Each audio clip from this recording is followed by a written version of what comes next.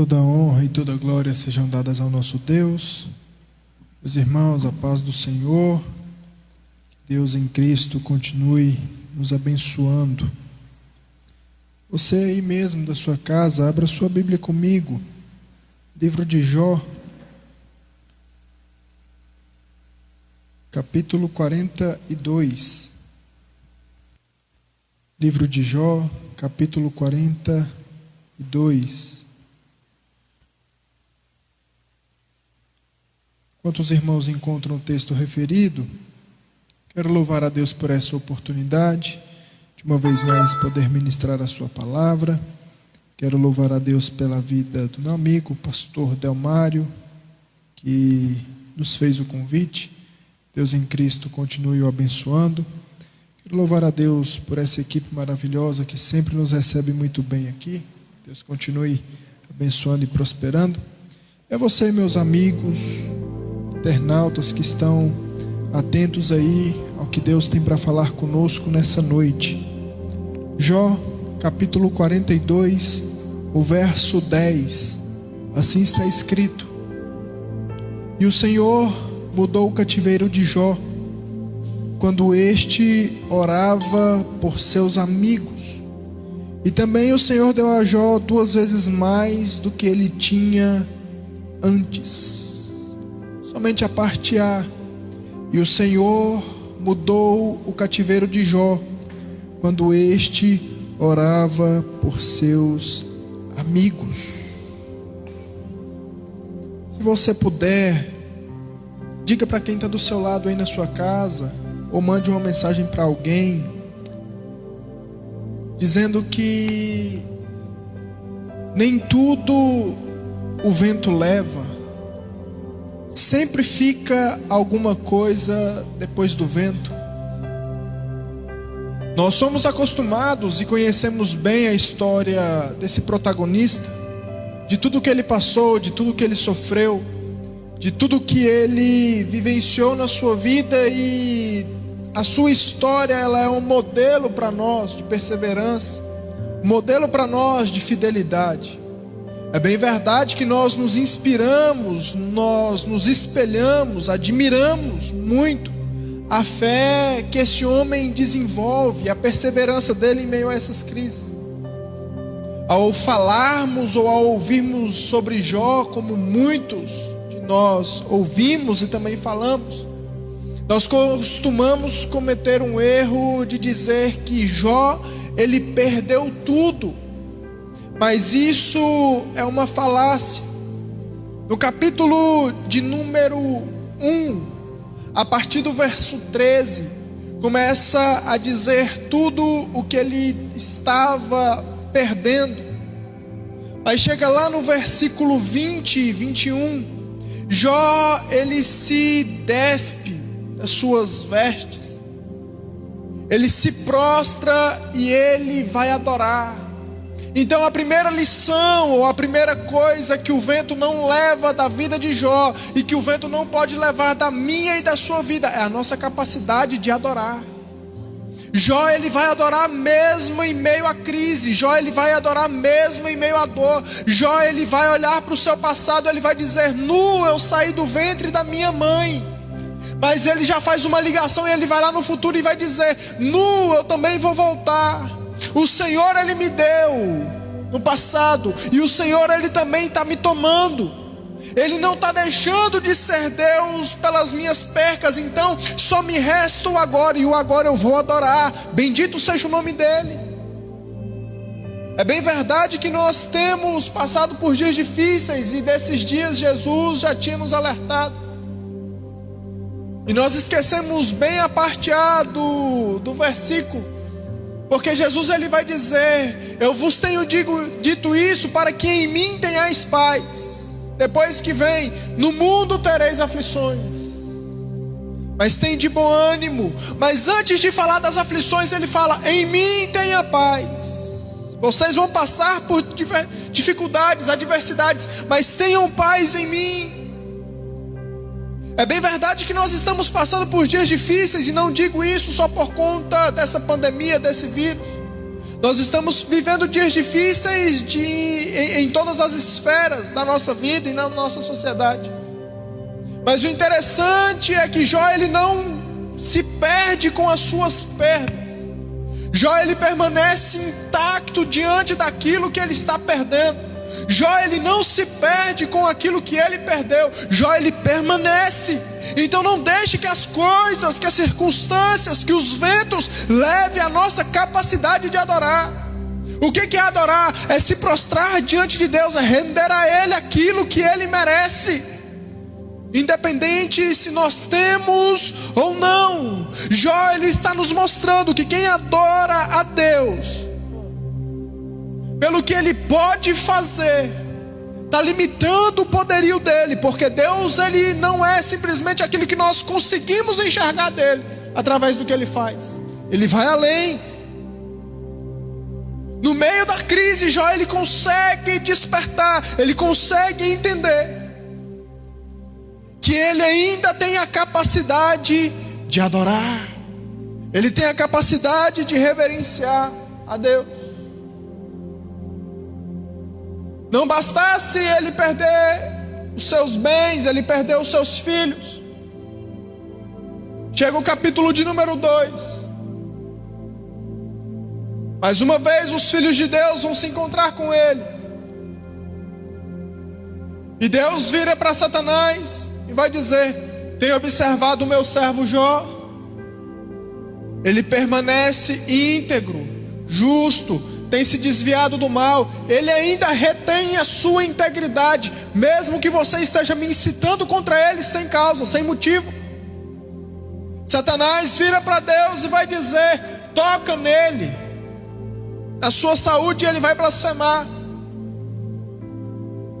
Deus vira e fala: toca na sua saúde, porém você vai poupar-lhe a vida, não vai matar ele. Chega os versículos 9 e 10. A mulher de Jó vira para ele, depois de Jó já doente, vai dizer: Jó, você ainda conserva a tua integridade? Amaldiçoa o teu Deus e morre. Espera aí. O vento não levou de Jó a capacidade de adorar, muito bom, mas o vento também não levou de Jó o seu caráter. Ele permanece o mesmo apesar das circunstâncias.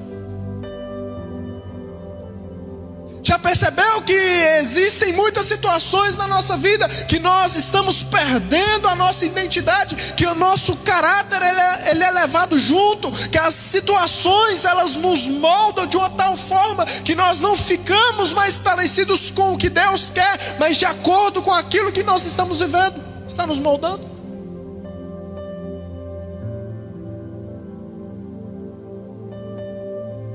Daniel capítulo 5. Depois de Dário ter dado uma festa e ter utilizado os utensílios do templo que havia sido levado para a Babilônia, Deus escreve com o dedo na parede.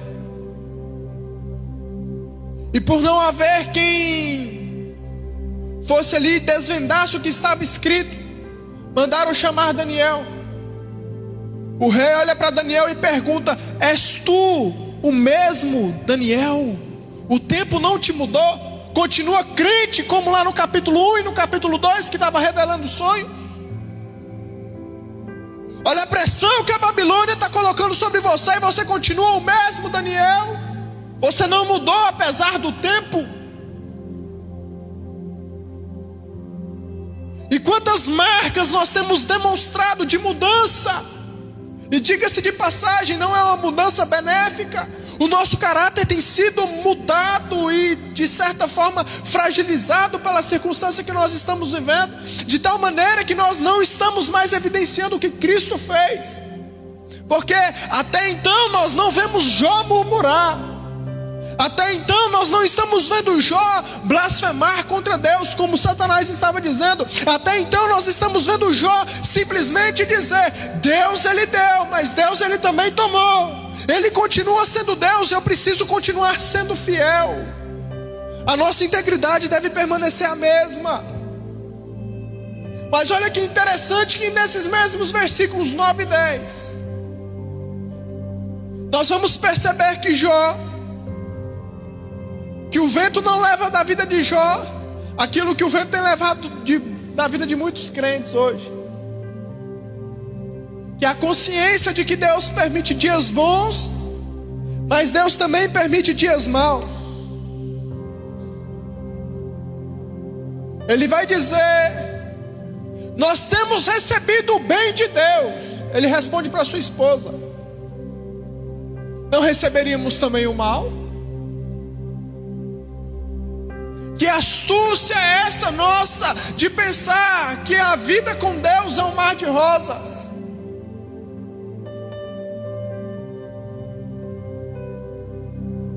Que mentira é essa que nós estamos inventando para nós mesmos, de que servir a Deus não enfrentaremos dificuldade? Jó, ele vai dizer: nós estamos recebendo o bem, mas também vamos receber o mal. Nós vamos passar por dias bons, mas também vamos passar por dias maus. A bonança vai bater a porta,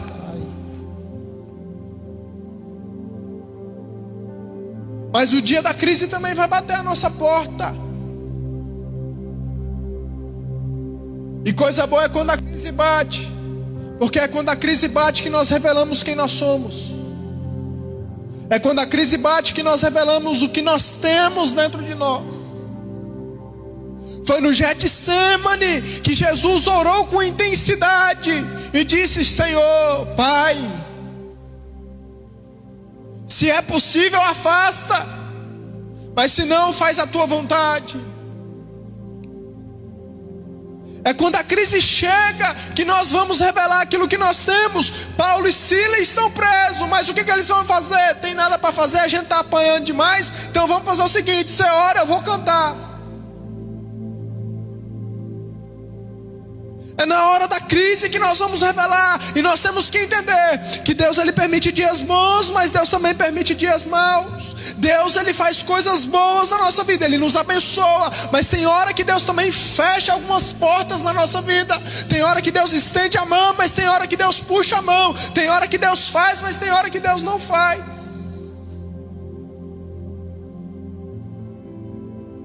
Mas diante de tudo isso, o que vai me tornando mais apaixonado pela Bíblia e pela história de Jó,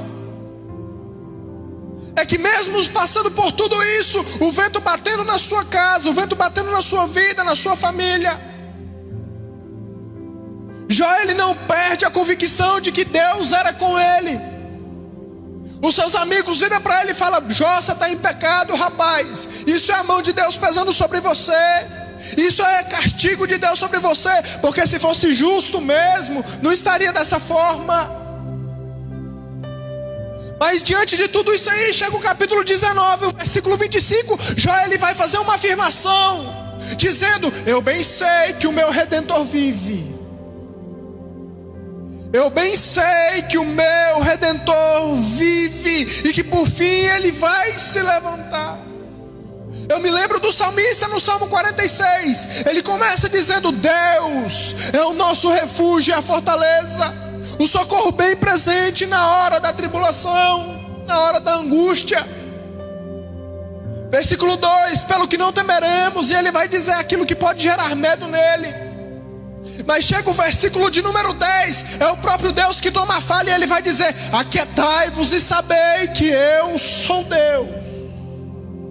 Mas antes de Deus falar, teve uma afirmação do salmista dizendo: Deus, ele é. A minha convicção de que Deus, ele é na minha vida, de que Deus, ele está comigo, não pode me abalar diante das circunstâncias.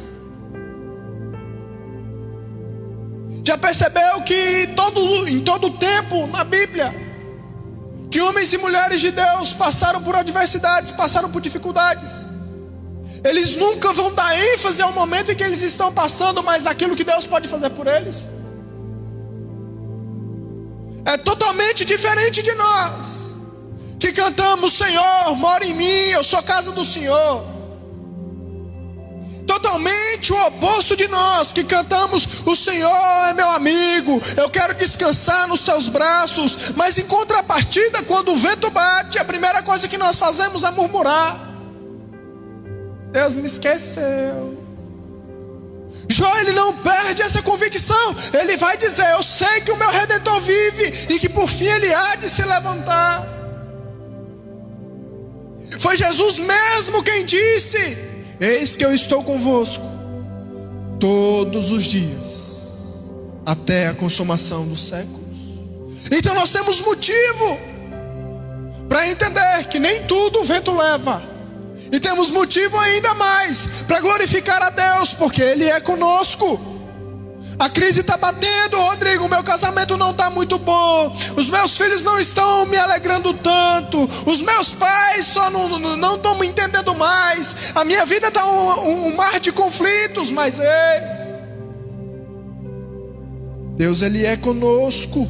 Aquietai-vos e sabei que eu sou Deus.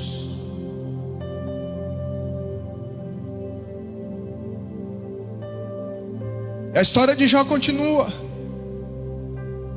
O seu diálogo com seus amigos, e já no final do livro, o seu diálogo com Deus também. Depois de Deus mostrar a Jó que Jó era pó, depois de Deus mostrar para Jó que ele era frágil, debilitado, necessitado, Jó, ele não perde a sua consciência de que Deus é soberano, e ele começa dizendo: eu bem sei que o Senhor tudo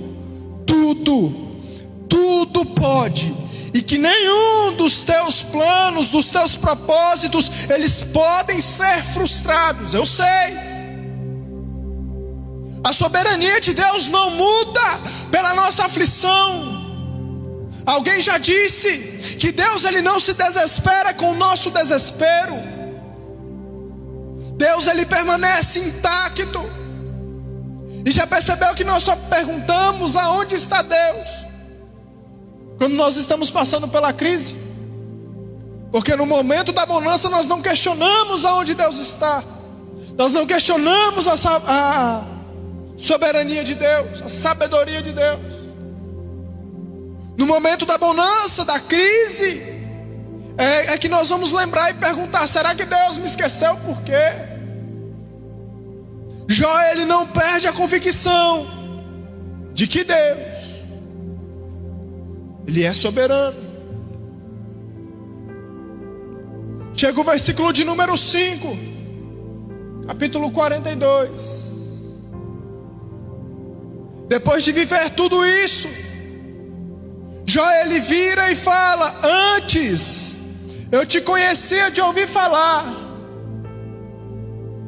antes eu sabia que o Senhor tinha poder para fazer, antes eu sabia que o Senhor poderia entrar com providência, antes eu sabia que o Senhor podia abrir porta, antes eu sabia, mas agora os meus olhos te veem. Agora eu estou vivendo de pertinho o cuidado do Senhor. Agora eu estou vivendo de pertinho o Senhor me amparando, o Senhor me abraçando. Agora eu estou vivendo de perto, eu estou experimentando tudo que antes eu ouvia falar. Agora eu estou experimentando o Senhor na vida prática.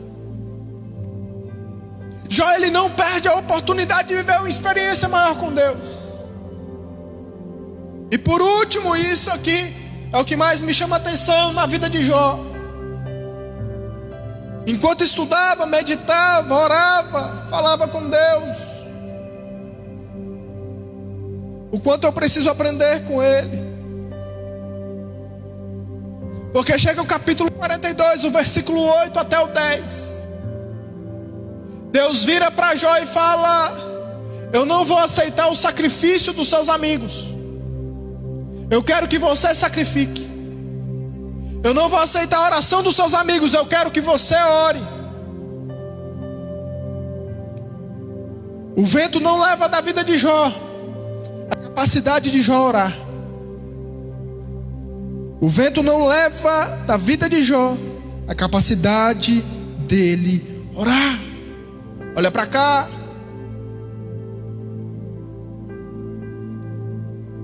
Jó, ele foi humilhado, maltratado, desprezado pelos seus amigos, caluniado. Ele foi ferido. Imagina ele ouvindo da sua própria esposa, a quem ele esperava um consolo maior, um amparo maior, amaldiçoa seu Deus e morre. Mas ainda assim, Deus vira para ele e fala: vai orar. O momento era de crise, era de dificuldade. Mas já percebeu que são nesses momentos de crise, de dificuldade, que nascem as orações mais sinceras e os corações mais contritos? É na dificuldade que nós revelamos a nossa sinceridade. É na dificuldade que nós mostramos quem de fato nós somos. É na dificuldade que nós aprendemos a depender mais de Deus. Chega o versículo 10 do capítulo 42, a parte A: que o Senhor mudou o cativeiro de Jó, enquanto este orava pelos seus amigos. Jó, ele vai obedecer a Deus e ele vai orar. E um engano nosso, um ledo engano nosso, é pensarmos que Deus ele vai agir depois que nós orarmos. Era enquanto Jó estava orando que Deus estava trabalhando na sua vida. É enquanto nós estivermos orando que Deus estará com as suas mãos estendidas sobre a nossa casa, sobre a nossa vida, sobre a nossa família, sobre os nossos sonhos, sobre o nosso ministério, sobre os nossos negócios. É enquanto nós estivermos em oração que Deus estará trabalhando por nós. Não deixe que a crise te faça perder. Não permita que os ventos levem a sua capacidade de orar, de ir a Deus em oração. Tem muita gente que está perdendo, está deixando as circunstâncias mudarem a sua vida de oração. É a nossa vida de oração que define as circunstâncias da nossa vida. É a nossa vida de oração que vai definir aonde nós vamos chegar. É a nossa vida de oração que define quanto tempo nós vamos permanecer na crise. É a nossa vida de oração. Êxodo 14: diante do mar vermelho Moisés vai orar e o mar se abre. 1 Samuel capítulo 1: Ana é estéril. E olha para cá, vamos falar de Ana só um pouquinho. Ela era estéril, tinha uma penina que ficava enchendo o saco dela dia e noite, e ela ainda assim vai orar. Enquanto ela está orando, Deus muda a situação dela. Chega o capítulo 6 de Daniel. Daniel fica sabendo do decreto e ele vai orar como tinha costume. A vida de oração desses homens não mudaram pela circunstância, mas perceba que as circunstâncias mudaram pela vida de oração que eles tinham. Chega Jesus, capítulo 26 de Mateus, no Getsemane, Jesus vai orar. Chega o capítulo 4 de Atos, capítulo 12 de Atos, a igreja está orando. Paulo vivia apanhando, vivia preso, mas ainda assim ele vai escrever: orai sem cessar. Quantas de nossas circunstâncias mataram a nossa oração, a nossa vida de oração? Quantos das nossas aflições sufocaram a nossa fé ao ponto de não conseguirmos gritar mais socorro a Deus? Quantos de nossos medos não têm falado mais alto do que a voz de Deus no nosso coração? Quanto das nossas incertezas tem nos privado do prazer que é estar diante de Deus? Quantos de nós estamos morrendo, naufragando na fé, simplesmente por não conseguir mais orar? Jó: não vou aceitar a oração dos seus amigos, é a sua. E é enquanto você estiver orando que eu vou estar trabalhando. Enquanto você estiver orando é que eu vou reverter a sua situação, que eu vou mudar seu cativeiro.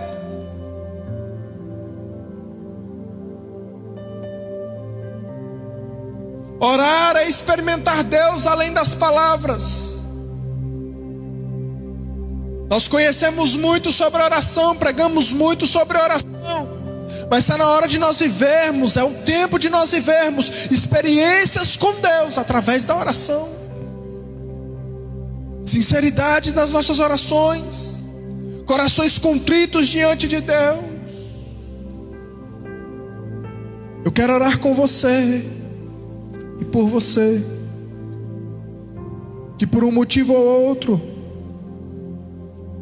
o vento levou alguma dessas características da sua vida, a sua capacidade de orar, a sua capacidade de adorar. Talvez o seu caráter tenha ido junto. Talvez você esteja murmurando, achando que Deus ele só permite dias bons e o dia mau chegou e você está murmurando. Talvez você esteja se sentindo esquecido por Deus, desamparado por Deus. Mas Deus ele ainda é conosco. Talvez você tenha perdido a sua capacidade de orar, esteja fraco. Mas nessa noite eu quero orar com você e por você. Mesmo por esse meio de comunicação que Deus nos deu, a internet. Feche os seus olhos aí onde você está. Se estiver em casa e falar: Rodrigo, estou a fim de chorar. Chore, mas chore diante de Deus. Pai, a tua palavra foi pregada, ó Deus, assim como o Senhor me mandou. E nós sabemos, ó Deus, que o Senhor é um Deus fiel e que a tua palavra não volta vazia. Pai, vai de encontro a todos que nessa noite ouviram essa ministração, ó Pai. Vai visitando, ó Deus, a vida dos meus irmãos. Vai de encontro, ó Deus, aos corações deles. Pai, eu não sei que vento eles têm enfrentado, que circunstância eles têm passado. Mas talvez, ó Deus, nessas circunstâncias, ó Deus, alguns possam ter perdido a capacidade de adorar ao Senhor, de se render diante do Senhor, de entender, ó Pai, que é o Senhor quem faz, que é o Senhor quem dá, que é o Senhor quem tira, que é o Senhor quem abre, que é o Senhor quem fecha. Pai, eu quero te pedir, traz de novo, ó Deus, a capacidade que tínhamos, ó Deus, de adorar ao Senhor. Não adorar pelo que o Senhor pode fazer, não, mas adorar por quem o Senhor é nas nossas vidas. Pai, nós queremos te pedir, ó Deus, traga de volta, ó Deus, a nossa consciência de que o Senhor permite dias bons, mas o Senhor também permite dias maus. E é nos dias maus, ó Deus, que o Senhor permite que o nosso caráter, a nossa sinceridade, eles são manifestos, eles são revelados. Espírito Santo de Deus, o Senhor é o nosso consolador. Nós cremos, ó Deus, que o Senhor é quem nos fortalece. Nós cremos, ó Deus, que o Senhor é quem nos ampara, que o Senhor é quem cuida de nós. E nesse momento de dificuldade, ó Pai, alguns têm se sentido esquecidos e desamparados por Ti. Mas nessa noite eu quero te pedir, vai de encontro, ó Deus, a essas vidas e abrace-os, ó Deus, console-os, ó Deus. Traga de volta a memória de que o Senhor é um Deus presente. Traga de volta a memória de que o Senhor é um Deus que cuida, de que o Senhor é um Deus que ampara, de que o Senhor é um Deus que consola, de que o Senhor é um Deus que renova. Pai, visita. Espírito Santo, nós queremos te pedir, Deus, é na nossa fraqueza mesmo, é na nossa falta de fé mesmo, nos ensine a orar como convém, Pai. Nos ensine a permanecer fiéis em oração, contritos, humildes em oração. Deus, nos encontrando com o Senhor diariamente, nos encontrando com o Senhor constantemente, ó Deus, em oração. Porque é só assim, ó Deus, nós cremos que enquanto estivermos orando, o Senhor estará trabalhando em nosso favor. O Senhor estará mudando a nossa circunstância, o Senhor estará trabalhando nas nossas vidas, o Senhor estará restaurando a nossa família, o Senhor estará, ó Deus, trabalhando por nós e em nós. Então, doce Espírito, vem de encontro, ó Deus, e nos renova, nos fortalece, nos levanta, nos dá graça e nos capacita, Pai, para que nós consigamos ter uma vida de oração. Meu Deus, ser conosco é o que nós te pedimos, em o nome de Jesus. Amém. Que Deus em Cristo continue os abençoando. É sempre um prazer, uma honra poder somar em prol do reino aqui com vocês. Deus abençoe.